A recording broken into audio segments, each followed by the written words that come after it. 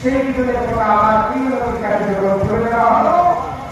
জিজ্ঞেস করা হলো হুজুর এর মধ্যে সুন্দর উত্তম আমার প্রতি পরিষ্কার ভাবে বলেছেন যে ব্যক্তি পড়াশোনা করাচ্ছেন সেই ব্যক্তি ওই 20 হাত থেকে 1000 গুণ উত্তম।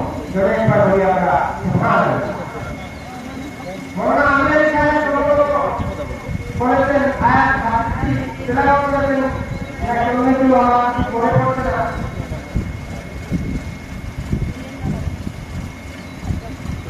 বলা হয়েছে যারা পবিত্র কোরআনকে শিক্ষা দেন এবং পবিত্র কোরআন শিক্ষা গ্রহণ করেন তারাই উত্তম তারাই মহান তারাই শ্রেষ্ঠ।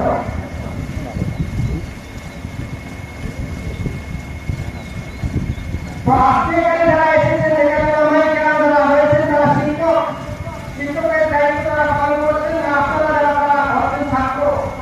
তাই according to Islam according to হাদিস you are the most influential person of the society. আপনারা সমাজের অত্যন্ত গুরুত্বপূর্ণ ব্যক্তিত্ব। পবিত্র হাদিস শরীফের ব্যাখ্যা করতে গিয়ে যদিও সাহাবী পরিষ্কারভাবে বলেছেন যেই যারা রয়েছেন ছাত্ররা আপনারা যখন ছাত্রছাত্রী হন আপনারা যদি আপনাদের শিক্ষা প্রতিষ্ঠানে যান এবং সেখান থেকে ফেরেন আপনাদের রাস্তা সুজা জান্নাতটুকু বলে অভিহিত করা হয়েছে। শুধু তাই নয় জমিত সাহাবী দায়িত্ব নিয়ে বলেছেন যে তিনি মহানবী সাল্লাল্লাহু আলাইহি ওয়াসাল্লামের কাছ থেকে শুনেছেন যে যে সমস্ত ছাত্ররা মাদ্রাসায় পড়াশোনা করছেন সেই সমস্ত ছাত্ররা যখন রাস্তা দিয়ে হাঁটেন তখন ফেরেশতারা তাদের পথ রাস্তায় বিছিয়ে দেন যাতে তারা হাঁটতে পারে। আল্লাহ পাক মাদ্রাসার ছাত্রদেরকে একটু গুরুত্ব দিয়েছেন, মাদ্রাসায় যারা পড়াশোনা করছেন তাদেরকে একটু গুরুত্ব দিয়েছেন। আর যারা পড়ছেন তাদের দিকে একটু গুরুত্ব দেওয়া হয়। মাদ্রাসা পাস করার পর যারা ওলামায়ে কেরাম কথা পর্যন্ত করেছেন তারা কতটুকু গুরুত্বপূর্ণ আপনারা কখনো কল্পনা করতে পারবেন না।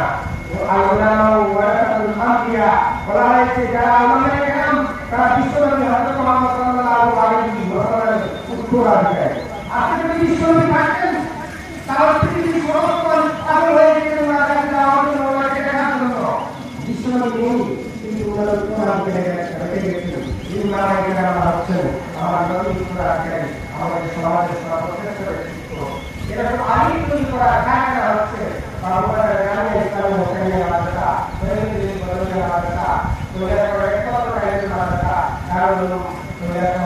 এই সমস্ত মাদ্রাসায় যারা পড়াশোনা করছেন এই ছাত্ররা সেখানে দাঁড়িয়ে আছেন তাদেরকে সম্মান করার দায়িত্ব আমাদের আছে কিনা না? আপনারা একটু আমাদের কথা বলুন। আমাদের দায়িত্ব হলো এতক্ষণ আলোচনা করলাম তার মুখ্য উদ্দেশ্য হলো আমরা যদি তাদেরকে